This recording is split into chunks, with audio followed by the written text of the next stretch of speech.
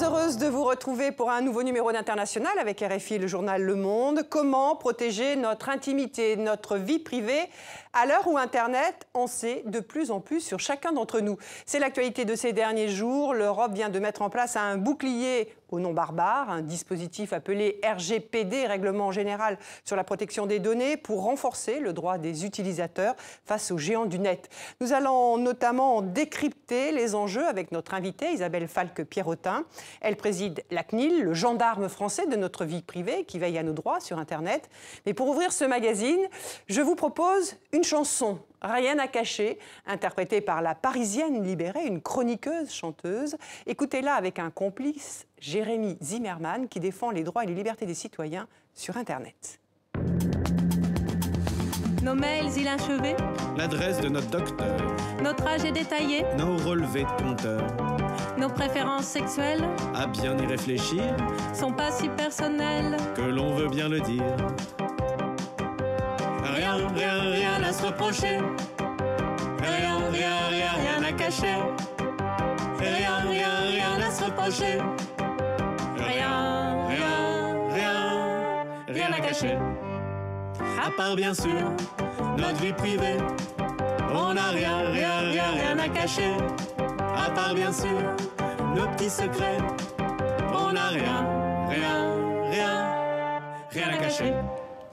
Bonjour Isabelle Falque-Pierrotin. Bonjour. Je viens de le dire, vous êtes présidente de la CNIL, la Commission nationale informatique et liberté. Vous veillez entre autres à nos droits et au respect de nos données personnelles sur Internet. Merci d'avoir accepté de répondre à nos questions, à notre invitation. Alors, rien à cacher sur Internet? J'adore cette chanson. Mais la protection des données personnelles, c'est pas simplement de protéger les secrets des uns et des autres. C'est protéger leur capacité, leur autonomie de choix, leur liberté d'aller et de venir, de ne pas être tracé partout, par exemple. Vous y arrivez, c'est tout ça, la protection des données personnelles. Est-ce que j'y arrive, moi, à titre personnel comme tout à chacun, j'essaye, je mets quelques barrages. J'essaye d'éviter de partager trop d'éléments trop personnels sur Internet, en réalité. Alors, si vous voulez bien, avant de continuer cet entretien, je vous propose de revenir sur l'actualité de ces dernières années autour de cette question des données personnelles. Scandale et révélation, un focus signé Bastien Bory et Séverine André.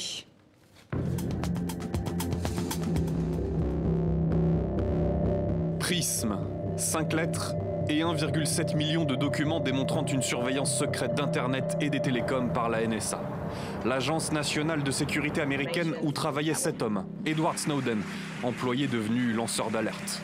En juin 2013 éclate un des plus gros scandales d'espionnage de données, celle notamment de chefs d'État européens et de millions de citoyens à travers le monde. Nous pouvons tous être observés sans même avoir fait quelque chose de mal. Vos décisions, vos relations avec vos amis, tout est scruté à la loupe. Mais c'est avec le scandale Facebook que grandit l'inquiétude au quotidien des internautes pour les données qu'ils déclarent de leur plein gré.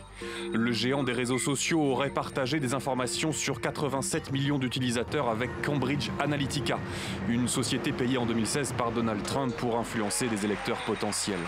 Pour cela, Mark Zuckerberg a été entendu par le Parlement européen. Nous n'avons pas fait assez pour empêcher que nos outils soient utilisés à des fins préjudiciables. C'était une erreur et j'en suis désolé. 1000 milliards de dollars, ce pourrait être en 2020 les recettes du marché des données. Leur protection est un défi pour la démocratie et les sociétés toujours plus digitalisées. En France, la CNIL, gendarme d'Internet depuis 1978, et dont vous, Isabelle Falque-Pierrotin, êtes la présidente, a reçu en 2017 un nombre record de plaintes de citoyens. Attendu, Bruxelles a réagi en adoptant il y a quelques jours un règlement sur la protection des données. Sont prévues des amendes allant jusqu'à 4% du chiffre d'affaires de l'entreprise concernée. Mais en réglementant, le risque peut être de limiter le développement de secteurs économiques innovants, comme celui de l'intelligence artificielle. Isabelle Falque-Pierrotin, Christophe Hayat du journal Le Monde et Sophie Malibaud de RFI nous ont rejoints. Alors, depuis vendredi dernier, le 25 mai, un texte fondamental, un règlement général sur la protection des données, le RGPD, qui avait été voté en 2016 au Parlement européen, est appliqué dans toute l'Europe. Il vise à réellement protéger nos données, les données des citoyens de l'Union européenne, comme le nom, le prénom, la géolocalisation, l'adresse courriel et bien d'autres. Et aussi avec en prime le fameux droit à l'oubli. La suppression de nos données personnelles, il est même prévu de lourdes amendes pour des entreprises du net, jusqu'à 20% de leur chiffre d'affaires mondial. Sophie, une première question. Isabelle Falque-Perrotin, ce qui se joue aujourd'hui, l'enjeu, c'est la norme mondiale, celui qui sera capable d'imposer sa norme à l'échelle de la planète. Et est-ce que les Européens sont bien partis ? Écoutez, je crois qu'on n'en est pas encore là. On en est dans un moment historique, mais qui pour le moment est un moment européen, qui consiste à dire l'Europe a été capable, je dirais, d'envoyer un message politique extrêmement fort. Nous pouvons moderniser le cadre juridique de la protection des données, faire en sorte que nous accompagnions l'innovation, la circulation, l'utilisation des données, tout en restant fidèles à nos principes fondamentaux, qui est que la protection des données personnelles, c'est un droit fondamental. Et donc, c'est déjà l'unité du marché européen, de la loi européenne commune sur cette question. Après, si on peut, je dirais, en faire un standard mondial, l'histoire le dira. C'est très ambitieux. Mais je dirais c'est le stade d'après. Je crois que si déjà l'Europe est capable d'avoir un marché unifié de la donnée, de faire en sorte que l'ensemble des entreprises qui prestent en Europe respectent ce cadre juridique et de faire en sorte que l'ensemble des Européens s'emparent de ce droit à l'oubli, de ce droit à la portabilité, alors là, nous serons crédibles pour dire les données et leur protection, ça veut dire quelque chose de réel en Europe chez nous. Mais est-ce que du coup, on ne crée pas un décalage et finalement, on se donne des contraintes à nous-mêmes, à nos entreprises, même aux petites entreprises qui ont relativement peu de moyens pour gérer cette affaire, alors que finalement, les géants du numérique mondial sont finalement hors de cause? Alors ça n'est pas le cas. Pourquoi ça n'est pas le cas ? Parce qu'en réalité, ce règlement remet les entreprises européennes à égalité de concurrence avec ces grands groupes mondiaux qui, pour certains, ne sont pas établis en Europe. Pourquoi ? Parce que dès que vous offrez un bien ou un service à destination d'un consommateur ou d'un individu européen, la loi européenne s'applique. Ce qui fait que, même si vous êtes une entreprise mondiale qui est établie en Inde, en Chine ou aux États-Unis, dès lors que vous ciblez, c'est ça cette idée, que vous ciblez le territoire européen, alors les lois européennes vous sont applicables. Donc, tout le monde est à égalité de concurrence. En revanche, ce que vous dites sur les petites et moyennes entreprises est réel. C'est réel parce qu'il faut être honnête, ce règlement est un texte complexe, c'est le fruit de compromis de nombreuses années entre des intérêts qui sont quand même très différents les uns des autres selon les pays. Donc ce que nous avons fait, et quand je dis nous, c'est la CNIL, nous nous sommes alliés par exemple avec la BPI pour produire une sorte de kit de survie à destination des PME, PMI, banques publiques d'investissement, pour les aider, les guider dans ce RGPD et faire en sorte que ça ne soit pas, vous voyez, pour ce type d'entreprises qui n'ont pas nécessairement des consultants, des avocats, etc. Je dirais que ça ne représente pas un obstacle infranchissable. Isabelle Falque-Perrotin, je vais vous poser une question un peu naïve, mais étant donné que les données sont aujourd'hui l'une des principales ressources de certaines entreprises, notamment les géants du net qui les monnaient contre de la publicité, etc. Pourquoi les consommateurs, ou du moins ceux qui donnent leurs données, n'ont pas un retour financier ? Vous y êtes opposé d'ailleurs. Alors, c'est comme si on dit que les données c'est le nouveau pétrole. Après tout, le pétrole, il se paye. Les données, elles sont gratuites. Parce que s'ils avaient un retour financier, toutes les études qui ont commencé à être faites montrent que ce retour serait infinitésimal par rapport aux bénéfices économiques que ces grands géants en retireraient. En revanche, ce qu'apporte le cadre actuel, est beaucoup plus intéressant. Parce qu'en réalité, il vous donne des droits sur vos données, le droit à la portabilité, le droit à l'oubli, le droit de supprimer des données, même si ces données ne sont pas, entre guillemets, à vous, c'est-à-dire sont traitées par d'autres. Et ça, c'est un droit qu'il ne faut justement pas abandonner. C'est un droit extrêmement puissant. C'est un droit, finalement, relatif à l'usage. Vous voyez ? Donc, je crois que cette idée que, finalement, la propriété des données changerait la donne, je crois elle part à la fois d'un constat qui est juste et que nous partageons tous, c'est qu'il y a un déséquilibre économique aujourd'hui entre les grands acteurs et les individus. Mais la réponse est mauvaise.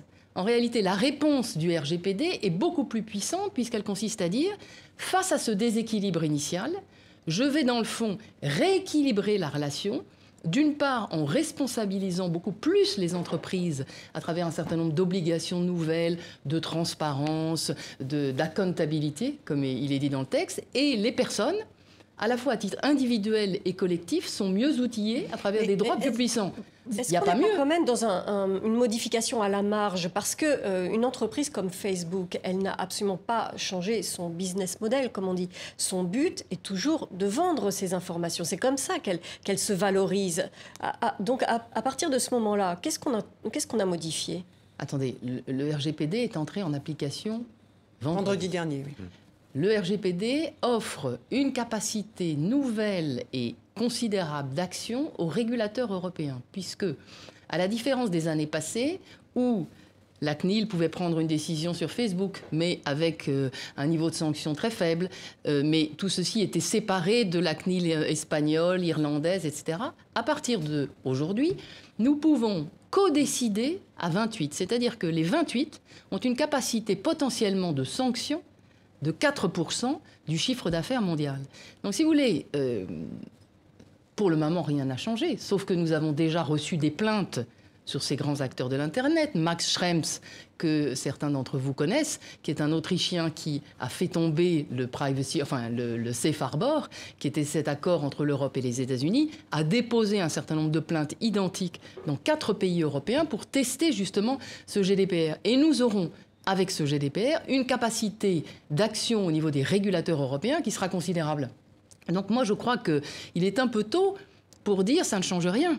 Mais est-ce qu'on ne demande pas, en quelque sorte, aux utilisateurs d'être leurs propres gendarmes, hein? C'est-à-dire que parce que, pour être très, très concrète, quand on reçoit les conditions d'utilisation, si on ne les coche pas de façon favorable, eh bien, on ne peut plus utiliser le service des entreprises. Donc, on demande aux utilisateurs, en quelque sorte, d'être eux-mêmes le gendarme de leurs propres données, alors que, comment dire, ce sont les entreprises, ce sont les fournisseurs qui devraient, sur lesquels on devrait exercer.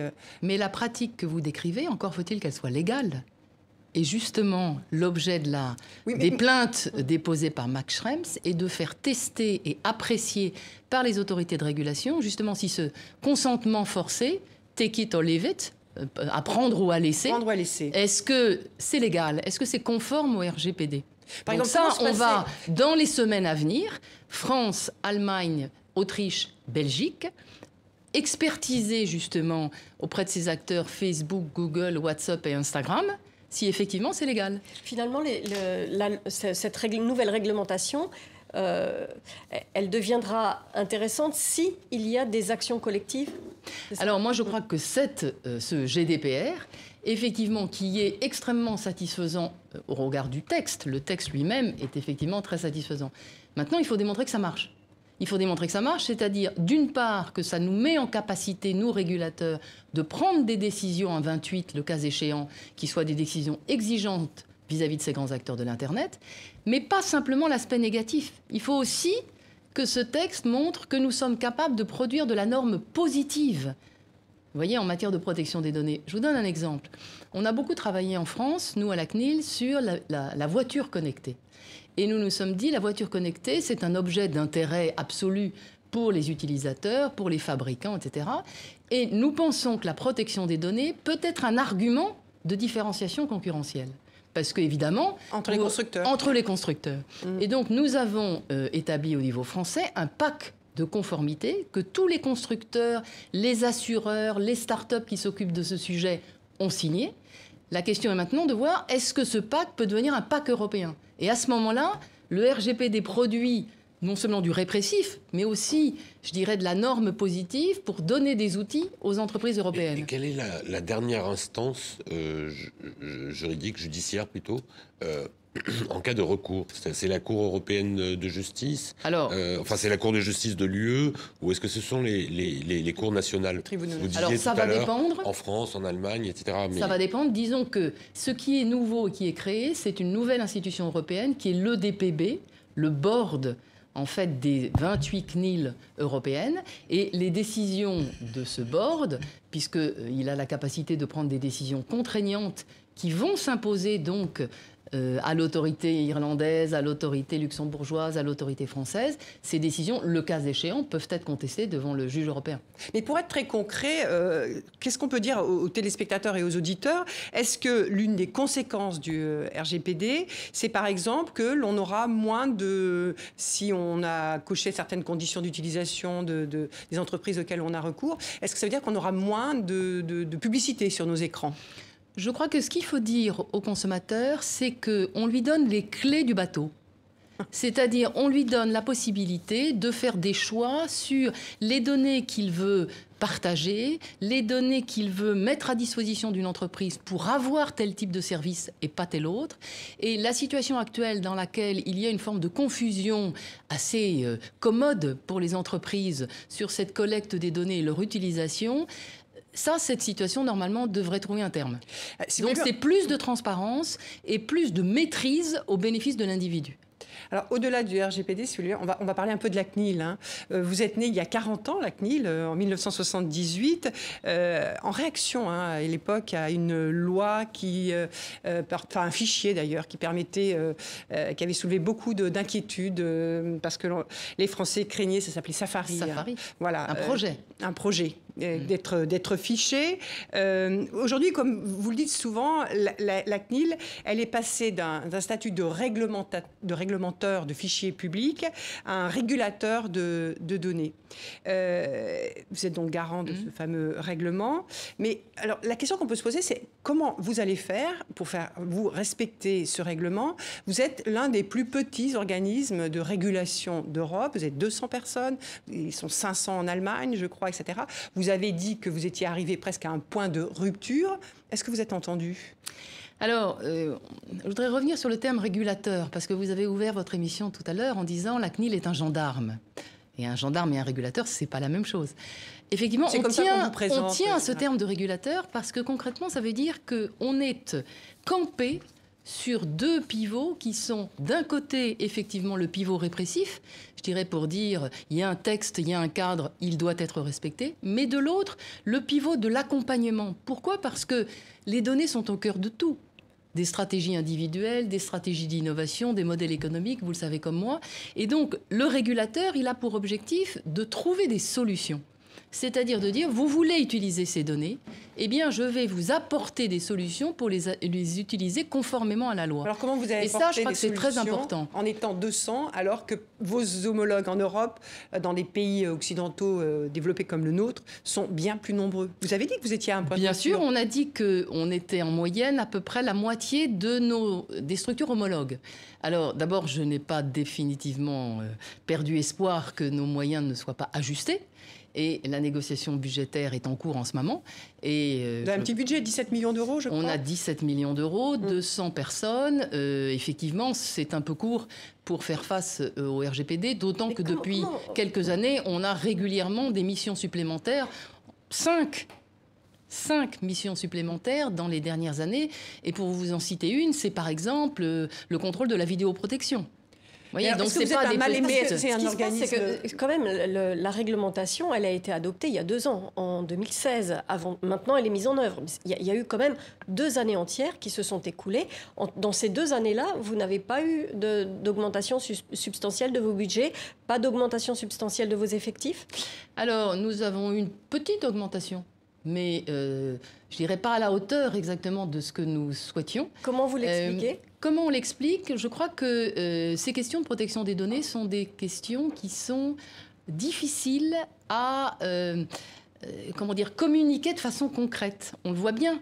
Il faut donner des exemples. Ce sont des sujets qui apparaissent encore comme des sujets techniques réservés à des spécialistes et pas comme des sujets au cœur, non seulement de la vie numérique, mais de la vie tout court. Même aux yeux de nos gouvernants? Écoutez, nos gouvernants pilotent un certain nombre de choses, mais effectivement, je crois que là, on est vraiment dans un changement d'univers. On a eu les révélations Snowden en 2011, qui ont donné le coup d'accélérateur nécessaire au RGPD à l'époque. On a aujourd'hui Cambridge Analytica, Facebook, qui donne un coup d'accélérateur sur la prise de conscience et sur la visibilité. Je crois qu'effectivement, il faut se doter des moyens pour être professionnel dans cet univers. Vous voyez, il ne suffit pas d'avoir de bonnes idées. Il faut aussi être professionnel. Et je crois qu'on a besoin effectivement de plus de ressources en ce sens. Isabelle Falque, Pierrotin, je voudrais revenir sur un combat qui paraît maintenant un peu ancien de la CNIL, mais qui n'était pas tant que ça il y a à peine 5 ans. C'était la lutte contre le téléchargement. Vous aviez édicté des règles, des sanctions. C'était pas la CNIL. Hein. Enfin, c'était pas la CNIL, mais... Non. Non. Non. Et... Ça, c'était la DOPI. La CNIL, oui, je dirais, était assez peu au centre de ce débat. D'accord. Donc, je ne vais pas vous demander quel bilan vous tirez, puisqu'en fait, c'est pas votre... Mais concernant votre rôle et celui des Européens, puisque maintenant, vraiment, vous êtes en cheville avec toutes les autres CNIL européennes, et c'est ce groupement-là qui est très important. Est-ce qu'il ne va pas y avoir certains pays qui vont tâcher de prendre leur distance par rapport à ça? Je pense à l'Irlande, puisque c'est là que ce qu'on appelle les GAFAM sont domiciliés, notamment Facebook. Quel intérêt pour eux de lâcher du pouvoir à ce groupement européen? Est-ce qu'il ne va pas y avoir des résistances? Bien sûr, vous avez tout à fait raison. Et ce qui va se jouer dans les mois et les années à venir, c'est effectivement la capacité de ce réseau à prendre des positions communes, avec effectivement certaines autorités de régulation de ce réseau qui sont particulièrement, je dirais, proches d'intérêts économiques, et il est évident que ça ne va pas être simple. Ce qu'il faut remarquer, c'est que le RGPD, en fait, oblige à la coopération entre autorités de protection des données. Aujourd'hui, vous voyez, si on a des intérêts conjoints sur un sujet type Google, Facebook, avec nos homologues, on a la faculté ou non de coopérer. Mais l'autorité irlandaise, l'autorité luxembourgeoise, l'autorité française restent pleinement souveraines sur le cas. À partir du RGPD, ça n'est plus la situation. Nous sommes obligés de coopérer sur les cas transfrontières. Donc, ces autorités dont vous parlez, en fait, elles devront prendre en compte, pour prendre leur décision finale, ce que les autres autorités concernées pensent. Et donc, c'est ça qui va être un petit peu, je dirais, c'est le grand changement de culture du règlement, c'est-à-dire que nous devenons des autorités de réseau, y compris les autorités de ces pays très friandes, entre guillemets, des grands acteurs de l'Internet. Si vous voulez, revenons sur la CNIL un petit peu. La difficulté que vous avez peut-être d'avoir des moyens et votre visibilité par rapport aux autorités publiques, est-ce que ça ne tient pas au fait que vous êtes souvent perçu comme un contre-pouvoir ? Vous avez, on a bien vu que les combats que vous menez restent assez rudes, notamment avec l'État. Il y a eu cette loi antiterroriste à l'automne dernier. Vous n'avez pas été consulté sur cette loi. Vous en êtes auto-saisi. Vous avez fait des recommandations. Est-ce que, et on parlait des moyens tout à l'heure, est-ce que si on ne vous donne pas beaucoup plus de moyens, est-ce que parce que quelque part vous êtes un peu un poil à gratter? C'est vrai. Par construction, la CNIL est un contre-pouvoir, mais je crois que aussi bien pour bâtir un contrôle démocratique, donc aussi bien sur le plan politique que sur le plan économique, dans le fond, avoir un contre-pouvoir robuste, c'est positif. C'est positif parce que, par exemple, sur le renseignement, nous avons toujours dit que sur le renseignement, le contrôle que la CNIL pourrait avoir sur les fichiers de renseignement, dans le fond, la loi de renseignement de 2015. C'est la loi de 2015. Nous avions demandé, en fait, le contrôle externe de ces fichiers de renseignement sont aujourd'hui, qui n'ont pas de contrôleur extérieur. Nous n'avons pas été entendus. Qu'est-ce que vous entendez par la contrôle externe? Un contrôle externe, c'est-à-dire un contrôle qui est en dehors des mains du ministère de l'Intérieur. Vous voyez, donc c'est un contrôle indépendant extérieur. Et vous n'avez pas eu ce Et on ne l'a pas eu pour des tas de raisons liées à l'écosystème du renseignement, probablement. Mais de raisons de confidentialité, peut-être. Mais un contrôle ne veut pas dire qu'on brise la confidentialité. Mais on rentre dans un monde, celui du renseignement. Et ce qui était dit à l'époque, c'est ça va rendre très difficile l'action du renseignement. C'est bon. Je crois que ce n'est pas du tout le cas. Dans cette matière-là, comme en matière économique, en réalité, le rôle du contrôleur, c'est de permettre aussi une action plus robuste. Une action plus robuste parce que, justement, respectant un certain nombre de fondamentaux, alors en matière de droit, les droits des personnes, et donc une action du renseignement plus légitime. En matière d'innovation, c'est la même chose. Quand Google a, il y a quelques années, lancé ses Google Glass, vous savez, il a lancé ces lunettes qui permettaient d'avoir accès sur Internet dans le même temps. Ça a duré quelques semaines. Au bout de quelques semaines, cette innovation a été retirée du marché parce que, dans le fond, ils n'avaient absolument pas intégré la dimension protection des données. Et donc, il y a eu un tel tollé qu'ils l'ont retiré. Donc, nous, notre message, c'est de dire, ce contre-pouvoir, il n'est pas nécessairement un obstacle à ce que vous allez faire. Oui, mais il va alors, vous permettre une action plus ancrée pour aller dans l'éthique et le juridique. Un petit peu plus loin sur cette problématique, en période quand le risque terroriste est très important comme en ce moment, est-ce que la protection des données personnelles au nom du respect de la démocratie, est-ce que c'est compatible avec le respect de la protection du citoyen ?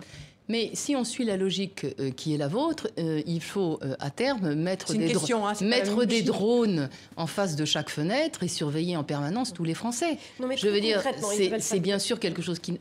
Pour que nous puissions rester dans un état de droit, si le renseignement a besoin de nouveaux moyens d'action, ce que je considère parfaitement légitime, alors il y a besoin d'avoir de nouvelles garanties. Et c'est ça la position de la CNIL, c'est de dire nous souhaitons accompagner ce développement du renseignement qui par ailleurs est nécessaire par de nouvelles garanties au bénéfice du citoyen. Mais nous n'avons pas été complètement entendus. Je dis complètement parce qu'en réalité, dans les demandes que nous avons faites en 2015 sur la loi renseignement, elles ont quasiment toutes été prises, notamment la clause de révision, le fait que certaines techniques type les boîtes noires ne soient réservées qu'à certaines finalités, en l'occurrence la lutte contre le terrorisme et pas tout type de finalité. Donc si vous voulez, on a quand même considérablement... Les boîtes noires, c'est là où il y a tous les renseignements. Refermé ce filet qui avait été largement ouvert. Mais Isabelle Fac-Perrotin, quand il y a une cyberattaque, déjà, c'est pas toujours facile à détecter. Et quand on veut prendre de court les pirates informatiques, la nécessité est de remonter aux données personnelles des attaquants. Alors avec cette loi, est-ce qu'on ne se tire pas une balle dans le pied ? Comment est-ce qu'on fait pour prendre de vitesse ceux qui opèrent, qui font entrer ce qu'on appelle des chevaux de Troie dans les sites, et qui pratiquent des opérations de phishing aussi, de récupération des données ? Je dirais que cette loi, au contraire, est une loi, et c'est rarement dit, qui est un très bon outil en termes de lutte contre la cybercriminalité. Pourquoi ? Parce que, en réalité, la loi fixe de nouvelles obligations, notamment aux sous-traitants, qui sont dans la chaîne de circulation de l'information et qui, jusqu'à présent, finalement, n'avaient aucune obligation. Et en matière de sécurité, il y a maintenant des obligations spécifiques sur ces sous-traitants. Il y a des obligations en matière de notification des failles de sécurité. Donc, au contraire, je pense que le RGPD répond, au contraire, à cette nécessité d'éviter d'avoir des maillons faibles. Vous voyez, d'éviter d'avoir des maillons faibles dans cet écosystème. Alors, ça n'empêche absolument pas à la police et à la justice de remonter aux métadonnées. Enfin, ça, le RGPD n'interdit en rien de faire ça. Vous voyez, il n'y a pas besoin de consentement pour ça. Les autorités publiques ont une faculté d'action et une finalité, enfin une base légale sur l'intérêt public qui n'interdit absolument pas de faire ce genre de choses. Vous avez parlé tout à l'heure de Cambridge Analytica. J'aimerais bien qu'on revienne sur le cas de Facebook. Facebook, aujourd'hui, c'est 2,13 milliards d'utilisateurs dans le monde et 33 millions en France. Alors, Facebook a dit vouloir appliquer le RGPD. Il est obligé au niveau européen, mais même au niveau mondial, c'est ce qu'a dit Mark Zuckerberg au salon Vivatech. Il a dit l'inverse. Ah bon ? Parce que alors, il a dit qu'il voulait appliquer, moi si j'ai bien compris, Vivatech, ce rendez-vous des entreprises tech, là, start-up, que c'était quelque chose qui pouvait s'appliquer. Non, il n'a pas dit ça ? Alors, Mark Zuckerberg est un habile communicant, mais en tout cas, ce qu'il a dit, enfin, ce qu'il a fait de précis, c'est qu'il a retiré tous les utilisateurs non européens de la possibilité d'être géré par l'Irlande et donc d'être soumis au droit européen. Et il a rapatrié la gestion de l'ensemble de ses utilisateurs, c'est-à-dire quand même plus d'1 milliard de personnes, en Californie. Oui. Donc peut-être que pour ces gens-là, il va aussi... Non, mais il y a le discours et il y a la pratique. Voilà, mais en pratique, en réalité, le RGPD ne sera applicable qu'aux utilisateurs européens de Facebook. Et par ailleurs, pour le mal qui a été fait, puisqu'il faut rappeler quand même rapidement Cambridge Analytica, c'est l'utilisation des données des utilisateurs de Facebook à des fins politiques par un cabinet d'analyse. Et cette société, ça y est, elle détient ces données. On a vu Zuckerberg s'exprimer devant les députés européens. À aucun moment, il a prétendu ne même pas savoir ce qu'il était advenu de ces données. Est-ce que là, on passe l'éponge, c'est terminé, c'est du passé, il n'y a rien à récupérer, il n'y aura pas plus de sanctions que ça ? Alors, il y a 2 procédures qui sont enclenchées, l'une par la CNIL irlandaise, l'autre par la CNIL anglaise. Les Anglais sur Facebook, sur Cambridge Analytica, les Irlandais sur Facebook. Les informations que nous avons, c'est que concernant Cambridge Analytica, la CNIL anglaise a mis, l'ICO britannique, a mis énormément de ressources, 45 personnes à plein temps qui s'occupent du cas, un volet pénal, visiblement. Aujourd'hui, la société Cambridge Analytica a fermé. Oui, oui. Mais où sont les données ? Aujourd'hui, on ne sait rien. Mais en tout cas, visiblement, il y a une action juridictionnelle très importante qui est menée par la Grande-Bretagne concernant Facebook et donc la CNIL irlandaise. Nous attendons en tant que CNIL homologue, entre guillemets, ce que les Irlandais vont décider. Mais non, l'ardoise n'est absolument pas effacée. Et au contraire, on est en train de se donner les moyens de savoir ce qui s'est réellement passé. Et à votre connaissance, est-ce qu'en France, des données ont été récupérées à des fins politiques pendant la dernière campagne ? Pendant la dernière campagne, ce que l'on sait, nous, c'est qu'il y a 200 000 Français qui étaient, je dirais, dans les 87 millions de Cambridge Analytica Facebook. Donc, pour le moment, c'est la seule chose que nous savons. Mais ces Français on n'a pas enquêté pour l'instant. On n'a pas enquêté pour l'instant pour savoir si ces données ont été revendues, utilisées par des cabinets d'influence politique ou... Non, parce que si vous voulez, nous, CNIL, nous n'avons pas enquêté parce qu'en réalité, tout le dossier est auprès des Irlandais et des Anglais. Donc c'est eux qui vont, pays par pays, regarder ce qui s'est passé. Et donc les personnes concernées, les 200 000, ne sont pas au courant, ne savent pas qu'ils font partie du lot? Je ne pense pas qu'ils soient au courant. C'est-à-dire qu'en réalité, il y a, je ne voudrais pas vous dire de bêtises, mais je crois qu'il y a une centaine de Français qui ont donné leur accord pour prendre l'application de connaissance des profils. Vous voyez, l'application initiale de recherche. Ceux-ci, ils sont parfaitement au courant puisqu'ils ont cliqué et ils ont accepté de communiquer leurs informations personnelles à cette application en particulier. Mais par les faits, entre guillemets, des conditions générales de Facebook, on est passé d'une centaine de Français à 200 000 par le biais des carnets d'adresses et des contacts. Donc ceux-ci ne sont pas au courant, oui.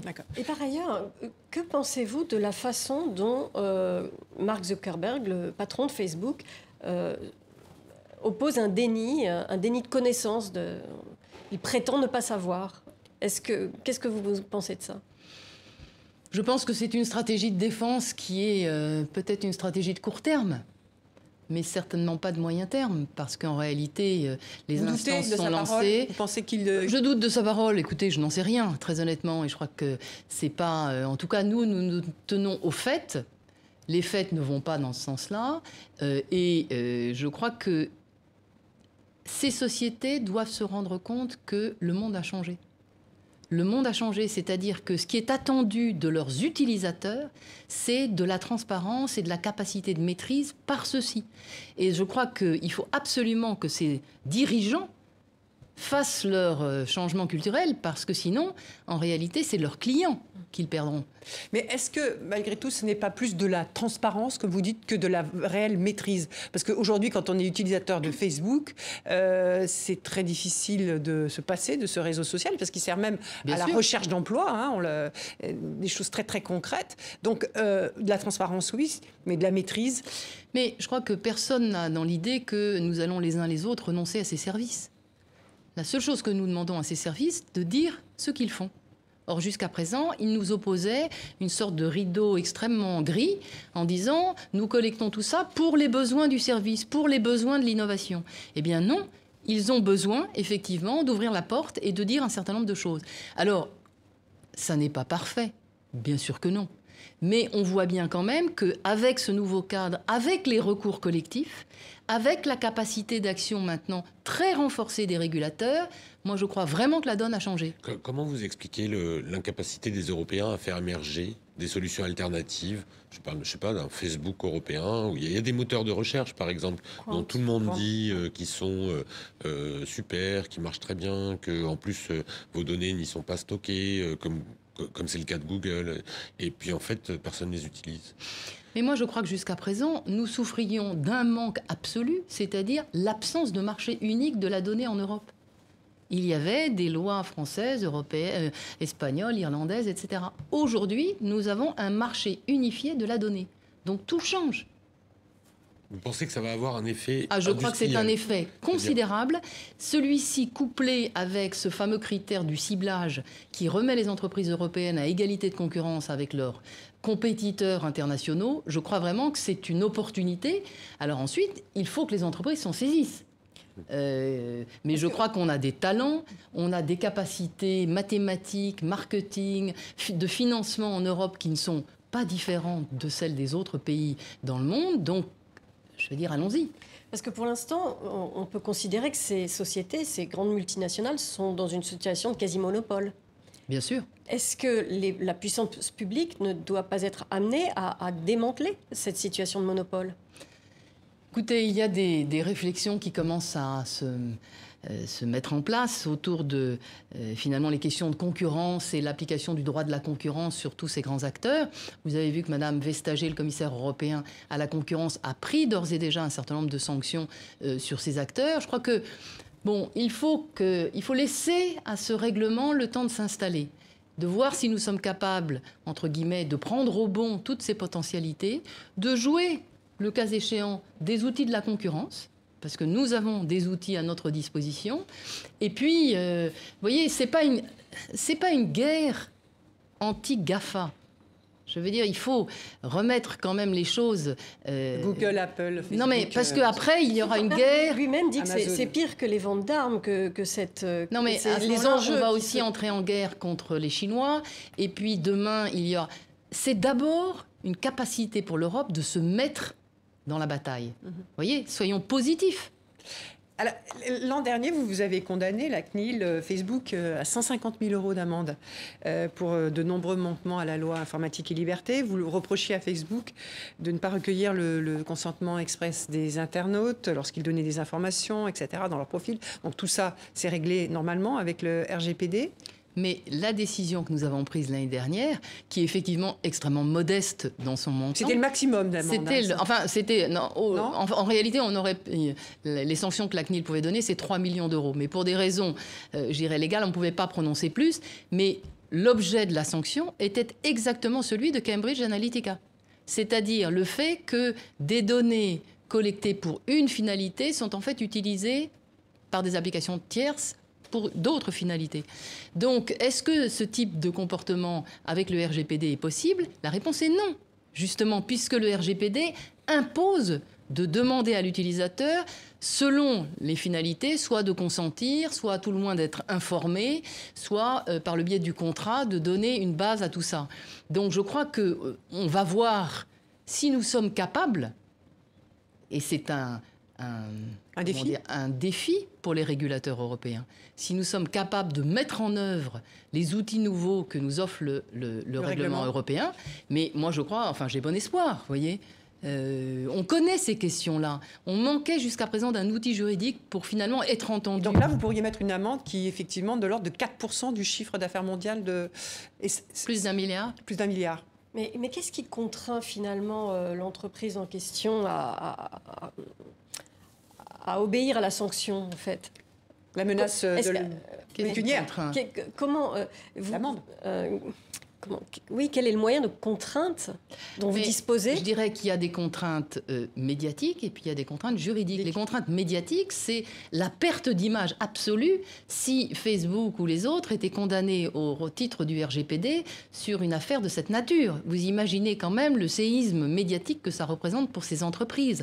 En 2014, nous avons été l'autorité française la première à sanctionner Google. À l'époque, c'était aussi 150 000 €. Mais surtout, nous les avons obligés à mettre sur leur homepage pendant 48 heures l'existence de la sanction. Oui, pendant 48 heures. 48 heures. Je peux vous dire que c'est ça qui leur a fait le plus de mal. Vous dites ça, mais en même temps, Cambridge Analytica, le nombre d'utilisateurs de Facebook a progressé de 13% ces dernières semaines, malgré ce scandale. Alors, la question est de savoir dans quel pays ça a progressé.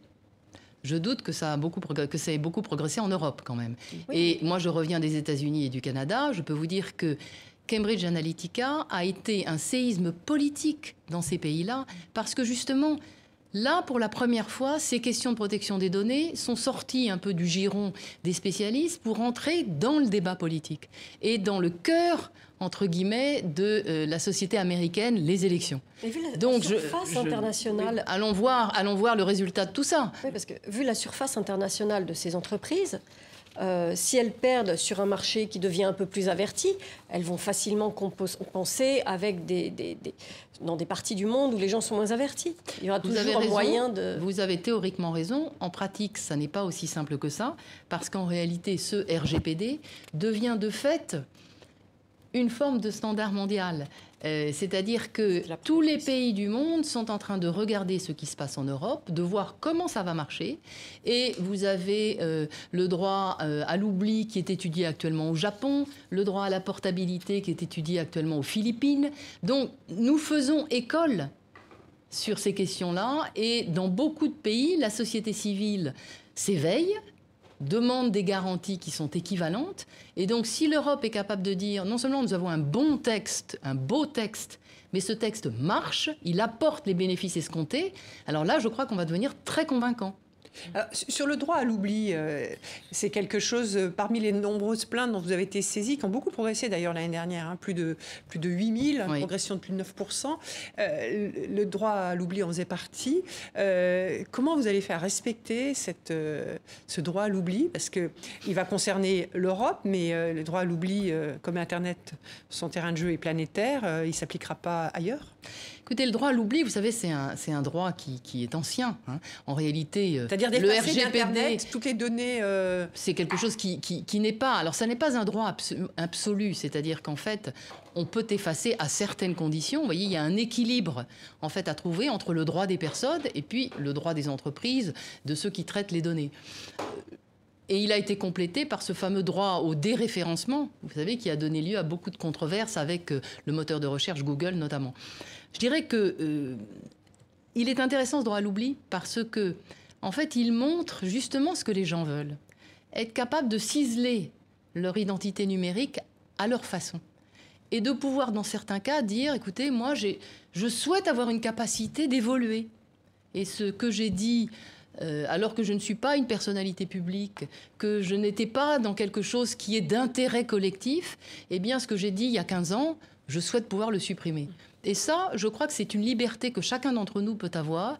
Et je trouve que sociétalement, c'est intéressant de voir l'essor finalement de ce droit.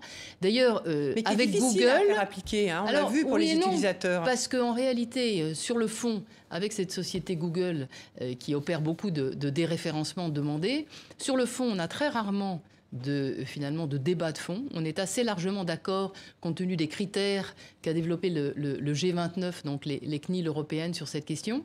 Le seul débat que nous avons, c'est la portée territoriale.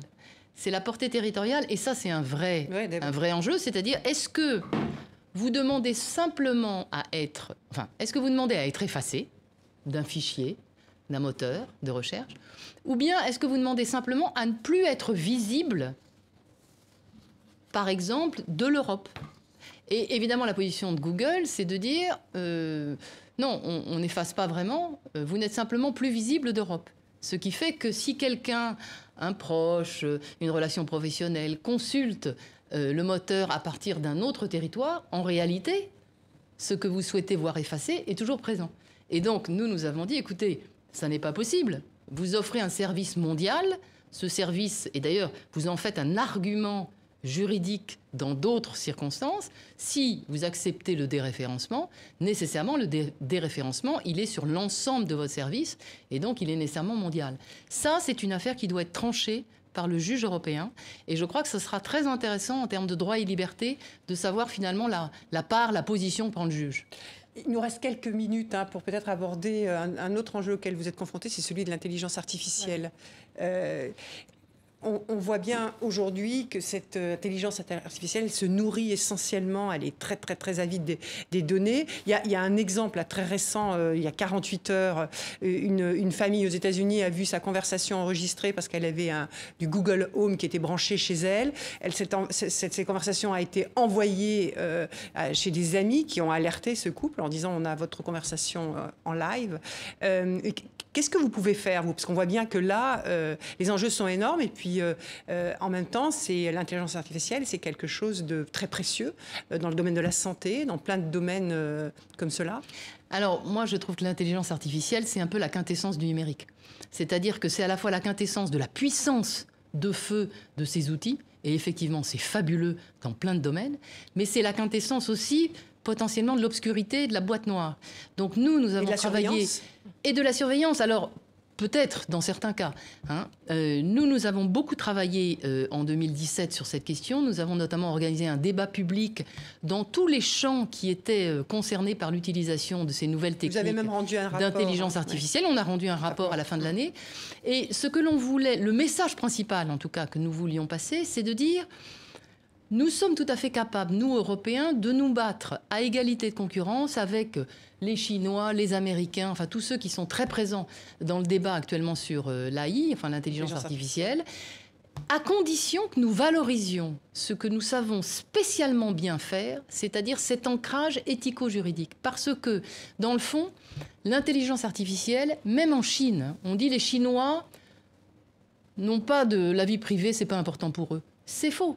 Il y a toute une série de sondages qui commencent à sortir, d'études qui commencent à dire 4 Chinois sur 5 ont peur de l'intelligence artificielle à cause justement des questions de protection des données. Mais on a quand même le sentiment, Isabelle Falque-Perrotin, que par rapport à la bioéthique, où on s'est mis des limites, il y a des choses qu'on ne teste pas.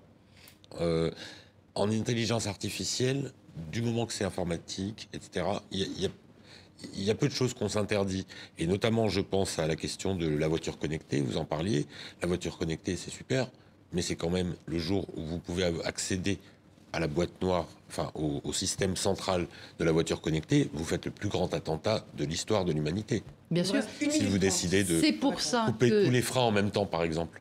Alors ça, c'est le problème des objets connectés, ce qui est encore un autre sujet. Mais sur l'intelligence artificielle, moi je crois qu'il y a une prise de conscience actuellement. C'est une prise de conscience au niveau européen de la nécessité d'avoir, je dirais, une démarche concertée, cohérente et construite sur ces questions. Je crois qu'on a un certain nombre de principes qu'on peut pousser au niveau mondial, qui sont ceux de transparence, de loyauté, de vigilance sur ces questions d'intelligence artificielle. Et je crois en tout cas qu'on est bien placé pour participer à cette conférence mondiale. Les autorités de protection des données ont choisi ce thème de l'intelligence artificielle dans leur réunion du mois d'octobre. On l'a mis à l'agenda et je crois que l'Europe va pouvoir pousser un petit peu sa propre position sur le sujet. Alors, le président de la République a même parlé d'un GIEC sur l'éthique. Voilà.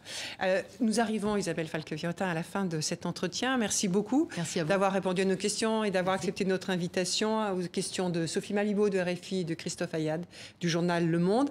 Merci à vous tous pour votre fidélité. Rendez-vous la semaine prochaine pour un nouveau numéro d'International. À très vite.